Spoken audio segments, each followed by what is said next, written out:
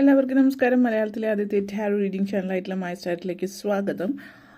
ഈ വരുന്ന ഒരു വർഷക്കാലത്തെ ഫലം, അതായത് വിഷുഫലം അശ്വതി നക്ഷത്രക്കാർക്ക് എങ്ങനെയാണ് എന്ന് നമുക്ക് നോക്കാം. അതിലേക്ക് കിടക്കുന്നതിന് മുമ്പ് പ്രൈവറ്റ് കൺസൾട്ടേഷൻ താല്പര്യമുണ്ടെങ്കിൽ ഡീറ്റെയിൽസ് ഡിസ്ക്രിപ്ഷനിലുണ്ട്, നോക്കാവുന്നതാണ്. വിഷുഫലം അശ്വതി നക്ഷത്രക്കാർക്ക് എങ്ങനെയാണ് എന്ന് നമുക്ക് നോക്കാം. പ്രൈവറ്റ് കൺസൾട്ടേഷന് താല്പര്യമുള്ളവരാണെങ്കിൽ അതിൻ്റെ ഡീറ്റെയിൽസ് ഡിസ്ക്രിപ്ഷനിലുണ്ട്, നോക്കാവുന്നതാണ്.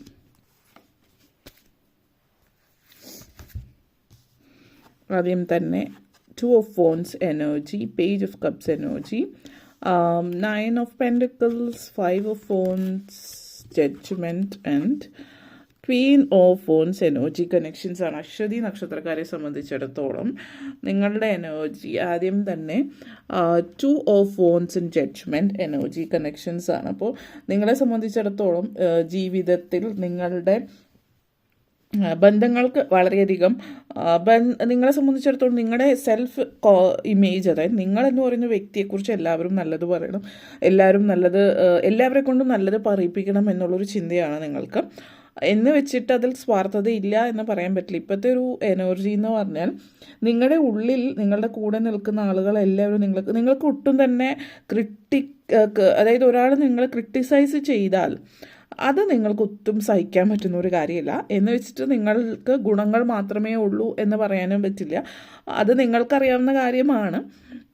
ഗുണങ്ങൾ മാത്രമുള്ള ഒരു മനുഷ്യനും ഈ ഭൂലോകത്ത് ജീവിച്ചിരിപ്പില്ല. എല്ലാവർക്കും എന്തെങ്കിലും ഒരു നെഗറ്റീവായിട്ടുള്ള കാര്യം ഉണ്ടാവും.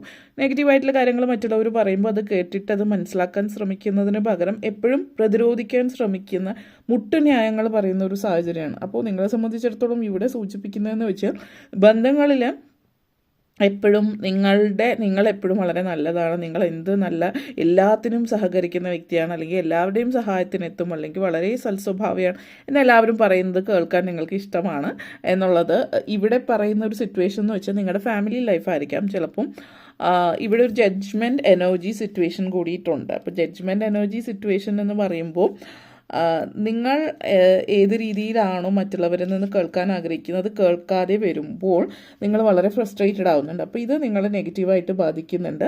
അപ്പോൾ ചില ബന്ധങ്ങളിൽ വിള്ളൽ വരാൻ ഡിവോഴ്സ് സിറ്റുവേഷനിലേക്ക് പോകാം, അല്ലെങ്കിൽ പ്രണയത്തിലായിട്ടുള്ളവരാണെങ്കിൽ മാറിപ്പോകാവുന്ന ഒരു സാഹചര്യമാണ്. കാരണം ഓപ്പോസിറ്റ് നിൽക്കുന്ന വ്യക്തിയെ ഒരിക്കലും മനസ്സിലാക്കുന്നില്ല എന്നുള്ളൊരു സിറ്റുവേഷൻ ഇവിടെ കാണുന്നുണ്ട് നിങ്ങളെ സംബന്ധിച്ചിടത്തോളം. അതുകൊണ്ട് തന്നെ എങ്ങനത്തെ ഒരു സിറ്റുവേഷൻ വരികയാണെങ്കിൽ നിങ്ങളുടെ സൈഡിൽ നിങ്ങളുടെ ഭാഗത്തു നിന്ന് മാത്രം ചിന്തിക്കാതെ ഓപ്പോസിറ്റ് നിൽക്കുന്ന ആളുകളുടെ ഭാഗം കൂടി ചിന്തിക്കുക. ഇവിടെ സെക്കൻഡ് ചാൻസസ് കാണിക്കുന്നുണ്ട്, പക്ഷെ അതൊക്കെ നിങ്ങളുടെ കയ്യിലിരിപ്പ് പോലെയാണ് എന്ന് വേണമെങ്കിൽ പറയാം. കാരണം നിങ്ങൾ മറ്റുള്ളവരെ ജഡ്ജ് ചെയ്യുക, അല്ലെങ്കിൽ നിങ്ങളെ സ്വയം ജഡ്ജ് ചെയ്യുന്ന, അല്ലെങ്കിൽ കഴിഞ്ഞുപോയ കാലത്തിൽ ഉണ്ടായിട്ടുള്ള കാര്യങ്ങളെ വെച്ചിട്ട് നിങ്ങൾ സ്വയമേ ജഡ്ജ് ചെയ്യുന്ന ഒരു ശീലം അതിലേക്ക് നിങ്ങൾ വരേണ്ടതാണ് എന്നുള്ളതാണ് പറയുന്നത്. കാരണം ഇപ്പോൾ ചില ആളുകളെ സംബന്ധിച്ച് മാരേജ് ഡിവോഴ്സിലായിട്ട് നിൽക്കുന്ന ഒരാളായിരിക്കും, സെക്കൻഡ് മാരേജിനൊരു ചാൻസസ് കാര്യങ്ങളൊക്കെ വന്നിരിക്കുന്നുണ്ടാവും.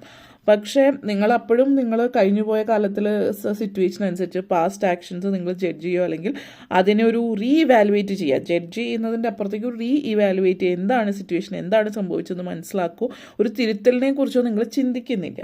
അങ്ങനെ ചിന്തിക്കാതെ നിങ്ങളൊരു രണ്ടാമത്തെ റിലേഷൻഷിപ്പിലേക്ക് പോകുമ്പോൾ അവിടെയും സെയിം സിറ്റുവേഷൻസ് വരുമ്പോൾ നിങ്ങൾ അപ്പോഴും നിങ്ങൾക്ക് വേണ്ടി മാത്രമാണ് ചിന്തിക്കുന്നത്.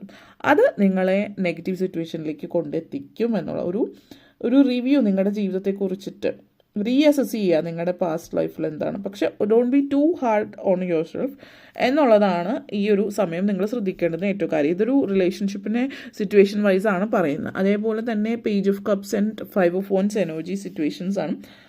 ഇമോഷണലി നിങ്ങൾ വളരെയധികം ഇമോഷണലായിട്ട് നിൽക്കുന്ന ഒരു സാഹചര്യമാണ്. വർക്ക് സിറ്റുവേഷനിൽ പ്രത്യേകിച്ച് പറയുകയാണെങ്കിൽ ഇത് നിങ്ങൾക്ക് നെഗറ്റീവായിട്ട് ബാധിക്കും. ജോലി സംബന്ധമായിട്ട് പറയുകയാണെങ്കിൽ കോമ്പറ്റീഷൻസ്, ടെസ്റ്റ് കാര്യങ്ങളൊക്കെ ഉള്ള സമയമാണ്. അപ്പോൾ നിങ്ങൾ ഭയങ്കരമായിട്ട് മറ്റുള്ളവരുടെ അഭിപ്രായങ്ങൾ ഒത്തിരി പല കാര്യങ്ങളെക്കുറിച്ചിട്ടും മറ്റുള്ളവരുടെ അഭിപ്രായങ്ങൾ, തർക്കങ്ങൾ ഇതൊക്കെ സംഭവിക്കുന്ന സമയമാണ്. മറ്റുള്ളവരുടെ അഭിപ്രായങ്ങൾ നേരത്തെ പറഞ്ഞ പോലെ തന്നെ നിങ്ങൾ ശ്രദ്ധിക്കുക, അത് മുഖവിലയ്ക്ക് എടുക്കേണ്ടതാണോ എന്നുള്ളത്. അങ്ങനെ ക്രിട്ടിസൈസ് ചെയ്യുമ്പോൾ അത് പോസിറ്റീവ് ക്രിറ്റിസിസം ആണോ നോക്കി മുഖവിലയ്ക്ക് എടുക്കേണ്ടത് മുഖവിലയ്ക്ക് എടുക്കാം. പക്ഷെ എല്ലാവർക്കും ഒരു അഭിപ്രായം ഉണ്ടാവില്ല, എല്ലാവരും പറയുന്ന അഭിപ്രായങ്ങൾ നിങ്ങൾ കേൾക്കണമെന്നില്ല. പക്ഷേ ആരുടെയും അഭിപ്രായം ഞാൻ കേൾക്കില്ല എന്നുള്ളൊരു ചിന്തയും വെച്ച് പുലർത്തരുത്. അപ്പോൾ നിങ്ങളെ സംബന്ധിച്ചിടത്തോളം വർക്കിൽ കൊളീഗ്സ് തമ്മിൽ ഒരു പ്രശ്നങ്ങൾ സിറ്റുവേഷൻസ് ഉണ്ടാവാം. ഇവിടെ ഒത്തിരി ഇമെയിൽസ്, ഫോൺ കോൾസ്, ഒത്തിരി തിരക്കുള്ള സമയമായിരിക്കും ഒരു സമയം എന്ന് പറയുന്നത്.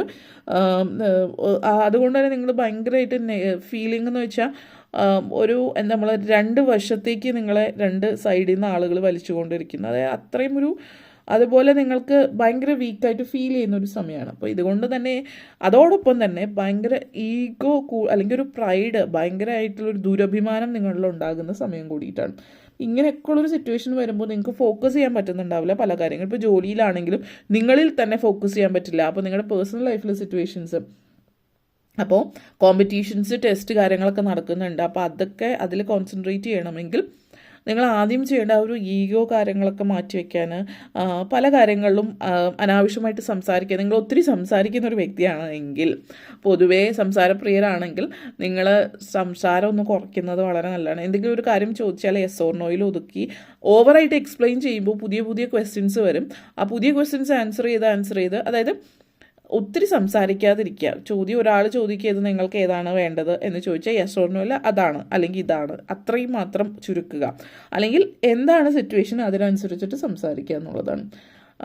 അപ്പോൾ ഇതിൽ മറ്റൊന്ന് next page of cups and Queen of wands എനർജിയാണ്. അപ്പോൾ നിങ്ങളുടെ ഈ ഒരു എനർജി, നിങ്ങൾ ഭയങ്കര ഇൻഡിപെൻഡൻ്റ് ആയിട്ട് നിൽക്കാൻ ആഗ്രഹിക്കുന്ന ഒരു വ്യക്തിയാണ്. അതായത് നിങ്ങൾ ഭയങ്കര ഒരു ലീഡർഷിപ്പ് പൊസിഷനിൽ നിൽക്കാൻ, ഇൻഡിപെൻഡൻ്റ് ആയിട്ട് നിൽക്കാൻ, കമ്മ്യൂണിക്കേഷൻ വളരെ പ്രധാനമുള്ളൊരു സമയമാണ്.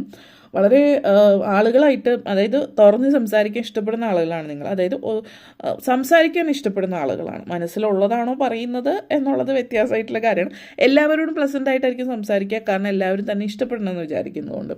അതുകൊണ്ട് ഒത്തിരി സംസാരിക്കാനും ഇഷ്ടപ്പെടുന്നുണ്ടാവും. കമ്മ്യൂണിക്കേഷൻ നിങ്ങളെ സംബന്ധിച്ച് വളരെ പ്രാധാന്യമുള്ളൊരു കാര്യമാണ്. അതുകൊണ്ട് തന്നെ അധികം സംസാരിക്കാത്ത ആളുകളായിട്ട് കമ്മ്യൂണിക്കേറ്റ് ചെയ്യാൻ നിങ്ങൾക്ക് ബുദ്ധിമുട്ടായിരിക്കും.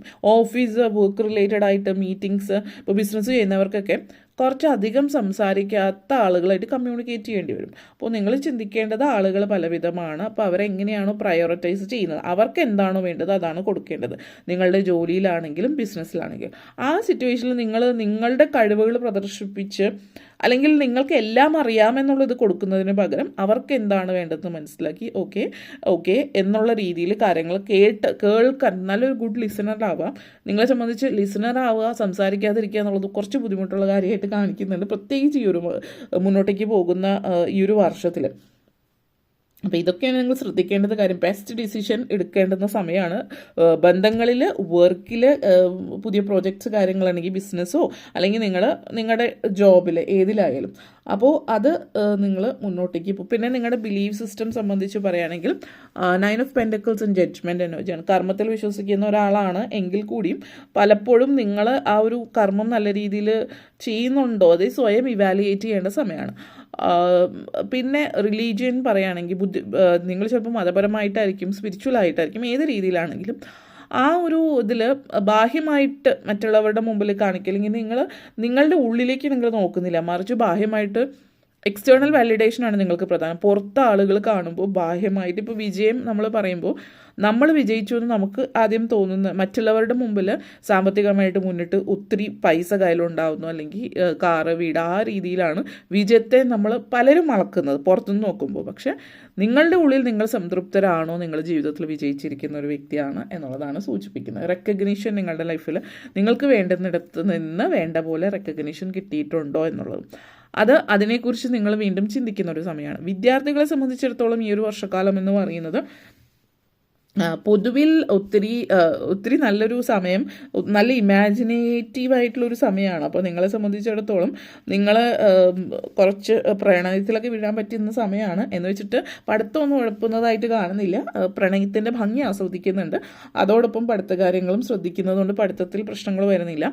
കുറച്ച് ക്രിയേറ്റീവായിട്ടുള്ള കാര്യങ്ങൾ ചെയ്യുന്നുണ്ട്. അപ്പോൾ കലാപരമായിട്ടുള്ള കഴിവുള്ളവരാണെങ്കിൽ ക്രിയേറ്റിവിറ്റി, നമ്മൾ കലാപരം എന്ന് പറയുമ്പോൾ സർഗാത്മകമായിട്ടുള്ള കഴിവുകളുള്ള വ്യക്തിയാണെങ്കിൽ അത് നല്ല രീതിയിൽ ഉപയോഗപ്പെടുത്തി ഇപ്പോഴേ തന്നെ പഠിക്കുന്ന സമയത്ത് തന്നെ നിങ്ങൾ എന്താവണം, എങ്ങനെയാണ് ലൈഫും നിങ്ങളുടെ കരിയർ എന്നൊക്കെ ചിന്തിക്കുന്ന, അതിനുവേണ്ടി സ്റ്റെപ്സ് എടുക്കുന്ന, പുതിയ സ്വന്തമായിട്ട് പ്രോജക്റ്റ്സ് ഒക്കെ സ്റ്റാർട്ട് ചെയ്യുക അല്ലെങ്കിൽ ബിസിനസ്സൊക്കെ സ്റ്റാർട്ട് ചെയ്യുന്ന ലെവലിലേക്ക് എത്തുന്ന സിറ്റുവേഷനാണ്. ജീവിതത്തിൻ്റെ ലൈറ്റർ സൈഡ് കണ്ടെത്തുന്ന ഒരു സമയമാണ്. പ്രത്യേകിച്ച് വിദ്യാർത്ഥികളെ സംബന്ധിച്ചിടത്തോളം ലൈഫ് ഫുള്ളി എൻജോയ് ചെയ്യുന്ന സമയം. പ്രായമായിട്ടുള്ള ആളുകൾ അല്ലെങ്കിൽ വീട്ടമ്മമാരെ ഇവരെയൊക്കെ സംബന്ധിച്ചിടത്തോളം പറയുകയാണെങ്കിൽ ലൈഫ് ജീവിതം ഒക്കെ ഒത്തിരി നാളുകൾക്ക് ശേഷം ജീവിതം ആസ്വദിച്ച് തുടങ്ങുന്ന സമയമാണ്.